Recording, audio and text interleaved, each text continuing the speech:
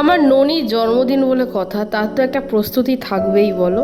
Hey everyone, this is Anuradha from Baruipur. কেমন আছো তোমরা সবাই? আশা করছি তোমরা সবাই অনেক ভালো আছো।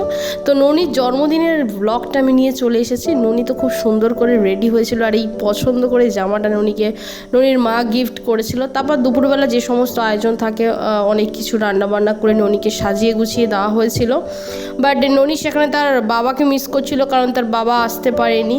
আর ননির 5 বছরের জন্মদিন বলে কথা, অথচ সে তার বাবাকে পায়নি।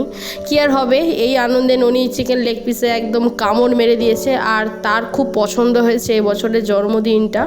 তারপর সন্ধ্যাবেলায় সবাই আমরা গেছিলাম, গিয়ে ননি এখন কেক কাটবে। ননি অনেক বেশি এক্সাইটেড ছিল, কারণ ননির খুব পছন্দ ছিল। তো যাই হোক, আমি পড়িয়ে এসে একটু যেতে দেরি হয়েছে। তারপর সবাই আশীর্বাদ করেছে বড়রা, আমিও ননিকে আশীর্বাদ করে এই টিফিন বক্সটা দিয়েছি। Happy birthday to you, happy birthday dear Noni, happy birthday to you. বাস দেখতে দেখতে ননির 5 বছর কমপ্লিট হয়ে গেল। আমাদের ননি এখন অনেক বড় হয়ে গেছে।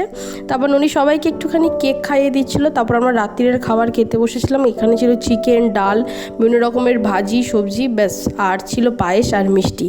এই ছিল আজকের ব্লগ। তো ননিকে সবাই ব্লেসিংস দিও, যাতে ও জীবনে বড় হতে পারে, অনেক ভালো একটা মানুষ হতে পারে। সো বাই, রাধে রাধে, সবাই খুব ভালো থেকো, সুস্থ থেকো।